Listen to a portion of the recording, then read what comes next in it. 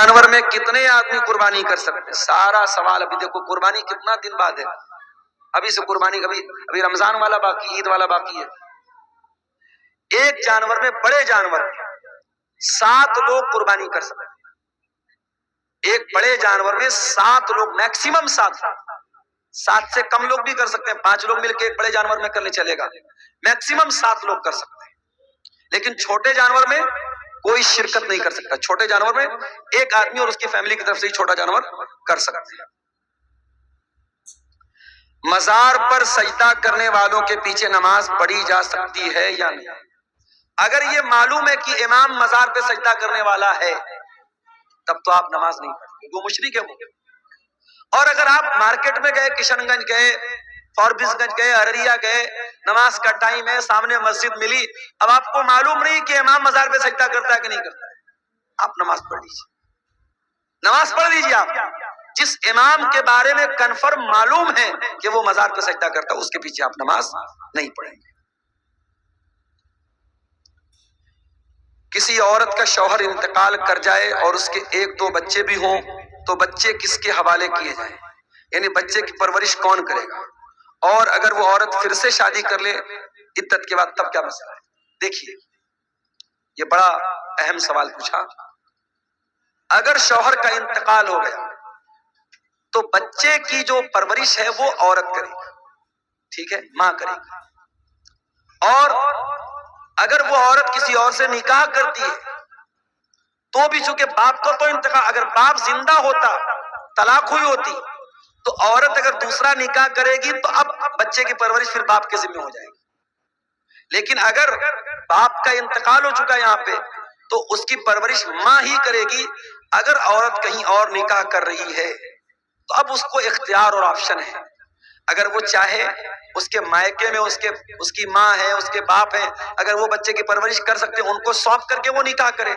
اور اگر اس کو لگتا ہے کہ اس کے مائکے میں کوئی کرنے والا نہیں تو وہ کنڈیشن لگا دے نا، جس سے دوسری شادی کرے وہ کنڈیشن لگا دے کہ آپ کو میں اپنے بچے کو بھی ساتھ میں رکھوں گی، اس کی بھی پرورش کروں گی۔ بچے کو یوں ہی چھوڑا تو نہیں جا سکتا۔ اللہ کے نبی صلی اللہ علیہ وسلم نے حضرت ام سلمہ کو نکاح کا پیغام بھیجا تو حضرت ام سلمہ نے کہا کہ میری ایک بچی بھی ہے، میری بچی کا کیا ہوگا؟ تو اللہ کے نبی نے کہا تمہاری بچی کو میں اپنی بچی بنا کے پالوں گا، اس کی پرورش میں کروں گا۔ تب انہوں نے اللہ کے رسول صلی اللہ علیہ وسلم نے نکاح کیا۔ تو اس طریقے سے اگر شوہر کے انتقال کے بعد عورت کہیں اور نکاح کرتی ہے اور بچی بہت چھوٹی ہے، بچہ بہت چھوٹا ہے، تو وہ جہاں شادی کرے وہاں کنڈیشن لگا دے کہ میں اپنے بچے کو لے کر کے آؤں گا۔ اور اگر بچہ بڑا ہو گیا ہے اور نانا نانی کے ساتھ رہ سکتا ہے تو بغیر بچے کے بھی دوسرے کے ساتھ شادی کر سکتی ہے، کوئی حرج کی بات نہیں ہے۔ شاید سوال کرنے والا یہ پوچھنا چاہ رہا ہے کہ شوہر کے انتقال کے بعد کیا دادیال کے لوگ، یعنی لڑکے کے گھر والے بچے کو لے لیں گے، ان کی کسٹڈی میں جائے گی؟ تو ایسا نہیں ہے۔ اگر بیوی شادی نہیں کرتی ہے، جب تک شادی نہیں کرتی ہے یا جب تک بچہ یا بچی نابالغ ہے تب تک ماں ہی اس کی پرورش کی زیادہ حقدار ہے۔ ہاں اگر وہ دوسری جگہ شادی کر لیتی ہے تب دادیال والے بچے کو لے سکتے ہیں۔ باقی اس مسئلے کی تفصیل کے لیے آپ کسی ادارے سے باقاعدہ طور پر فتویٰ نکلوا لیں تو اس کی زیادہ وضاحت آپ کو ہو جائے گی۔ شوہر کے مرنے کے بعد عورت اپنے جسم سے زیورات نکالتی ہے، کیا یہ ضروری ہے؟ دیکھیے، بیوی شوہر پر جو عدت گزارے گی تو عدت جو ہوتی ہے نا اس میں بیوی کو یہ حکم ہے کہ وہ زیب و زینت نہیں کرے گی۔ تو زیب و زینت میں چونکہ زیورات بھی آتے ہیں تو زیورات بھی وہ اتار دے گی۔ بہتر یہ کہ وہ زیورات اتار دے کیونکہ زیور بھی عورت کی زیب و زینت میں شامل ہے۔ تو چوڑی وغیرہ یا جو بھی اس کے زیورات وغیرہ ہیں وہ اس کو اتار دے، نارمل کپڑے پہنے، نارمل پوزیشن میں رہے تو یہی بہتر ہے، کیونکہ اس میں عورت کو یہ حکم ہے کہ وہ اپنے مرے ہوئے شوہر کے احترام میں وہ غم کے طور پر کوئی زیب و زینت نہیں کرے گی، کوئی اپنے آپ کو سجانے والا کوئی کام نہیں کرے گی۔ شادی میں دہیج لے لیے تھے تو اب معافی کے لیے کیا کرتے؟ یہاں چندہ جمع کر دو بھائی، مدرسے میں لے آؤ جو دہیج میں لیے تھے جمع کر دو۔ یہاں ایک سوال آیا ہے کہ ایک ہی وقت میں ایک ہی بیٹھک میں 3 طلاق دے تو جائز ہے کہ نہیں اور اس کی دلیل کیا ہے؟ جائز تو نہیں ہے۔ جو علماء کہتے ہیں کہ اکٹھے 3 طلاق کوئی دے دے تو تینوں ہو جاتی، جیسے ہمارے حنفی علماء کا یہ فتویٰ ہے، ان سے بھی آپ پوچھیں گے تو وہ کہیں گے یہ غلط ہے، گناہ کا کام۔ اور نبی کے زمانے میں جب 3 طلاق اکٹھے کسی نے دی، جو اہل حدیث کی دلیل ہے کہ نبی نے بہت غصے کا اظہار کیا، بلکہ حدیث میں یہ الفاظ ہے کہ اللہ کے نبی نے فرمایا کہ کیا میرے رہتے ہوئے دین کا مذاق اڑ رہا ہے، دین کا مذاق بنایا جا رہا ہے؟ اور آپ نے اس صحابی کو رجوع کرنے کا حکم دیا۔ اس کا مطلب کہ نبی نے اکٹھے 3 طلاق کو ایک مانا ہے، 3 نہیں مانا۔ اس کے بعد دوسرا سوال ہے کہ طلاق شدہ عورت کو شادی کرنے کا کیا حکم ہے؟ بالکل شادی کرنی چاہیے اس کی۔ ہمارے یہاں بڑا مسئلہ یہ ہے، کوئی عورت طلاق شدہ ہو گئی، اب اس کی غلطی ہو چاہے نہ ہو، شوہر نے طلاق دے دی تو یہ مانا جاتا ہے کہ عورت کے اندر کوئی کمی ہے تب تو طلاق ملی، اور طلاق شدہ عورت کی شادی بہت مشکل ہو جاتی ہے۔ بلکہ بہت سارے کیس میں ایسا دیکھا گیا کہ اگر طلاق شدہ عورت کا کوئی ایک بچہ بھی ہے تو عورتیں کیا بولتی ہیں، ارے وہ تو عورت ہے، بچے کے سہارے زندگی گزارتی ہے۔ معاف کرنا، یہ دنیا کا بہت بڑا جھوٹ ہے میرے بھائی۔ اگر کوئی عورت طلاق شدہ ہے اور بیوہ ہے، اگرچہ اس کے پاس بچہ بھی ہے، اس کی پوری جوانی کو برباد کر دینا اور یہ کہنا کہ بچے کے سہارے زندگی گزار لے گی، یہ اسلام کے بھی خلاف ہے اور یہ فطرت کے بھی خلاف ہے۔ ایک جوان عورت کو اس کے جوڑے کی ضرورت ہے، اور آپ حلال ضرورت پوری نہیں کریں گے تو حرام کے راستے کھلیں گے۔ اور سماج میں ہم نے دیکھا ہے بہت ساری طلاق شدہ عورتیں اور بہت ساری بیوہ عورتیں جن کا نکاح نہیں ہوتا، جن کی شادی نہیں ہوتی، وہ غلط راستہ بھی اپناتی ہیں، اور ایسے لوگ، ایسی عورتوں پر سماج کے گندے لوگوں کی نظریں بھی ہوتی ہیں اور لوگ موقع کا فائدہ بھی اٹھانا چاہتے ہیں۔ اس لیے یہ بات یاد رکھیے، یہ اسلام کی خوبصورتی ہے۔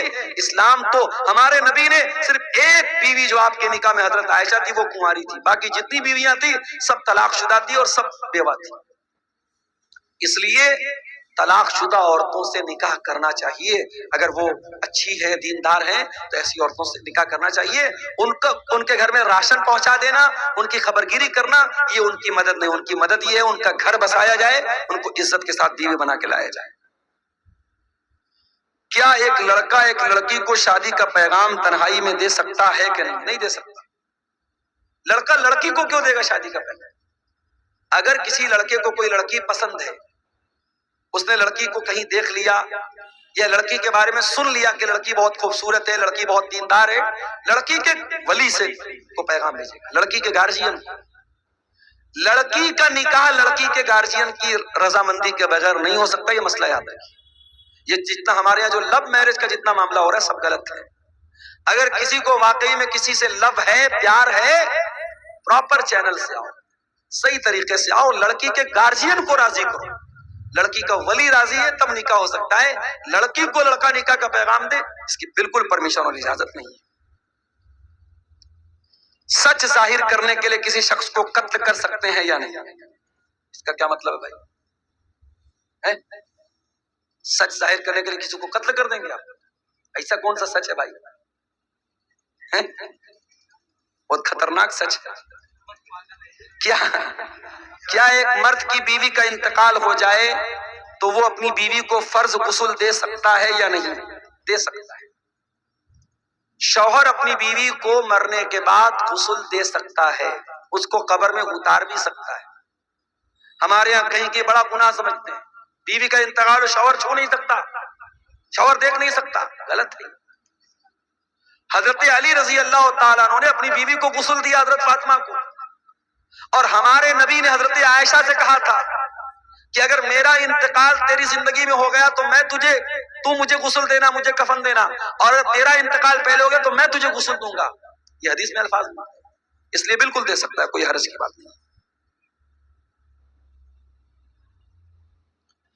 غیر مسلم کے گھر شادی کا دعوت کھانا کیسا ہے؟ جائز ہے، کھا سکتے ہیں، شرط یہ ہے کہ اس میں کوئی ناچ گانا وغیرہ کا کارکرم ہو رہا ہے تو اس میں مت جائیے۔ آپ ایسے ٹائم جائیے کہ کسی ایسے ناجائز کام میں آپ شامل ہو جائیں۔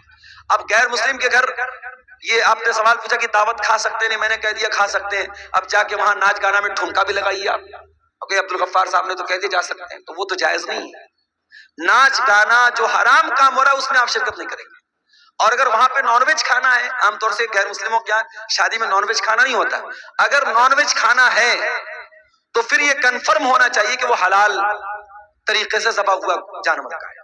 ابھی میں آ رہا تھا، غالباً ارریا کے قریب یا اور پہلے کہیں میں نے دیکھا کہ ایک میٹ کی دکان ہے، اس پہ لکھا تھا جھٹکا میٹ ہاؤس.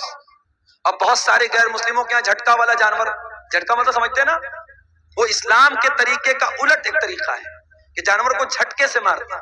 ہم لوگ جانور کو یہاں چھری چلا کے ذبح کرتے ہیں، وہ یہاں پہ مارتے ہیں اوپر.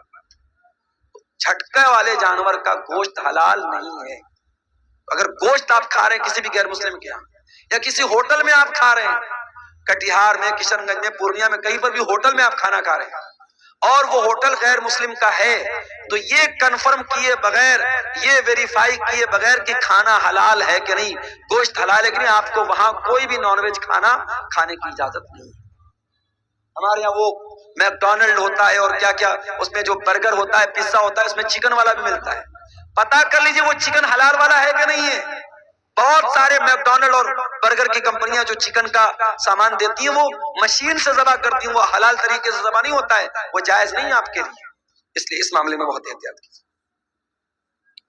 جو لڑکا دہیج لے کر کے شادی کرے، اس کا شادی میں کھانا کھانا کیسا ہے؟ اس کا دہیج لینا غلط ہے، اس کا شادی میں کھانا کھانا حرام ہے. اس کی شادی میں، اس کی دعوت میں آپ کھانا کھا سکتے ہیں، مگر اس نے جو جہیز لیا ہے اس کے لیے وہ گنہگار ہوگا اور اللہ کے یہاں اس کو حساب دینا پڑے گا.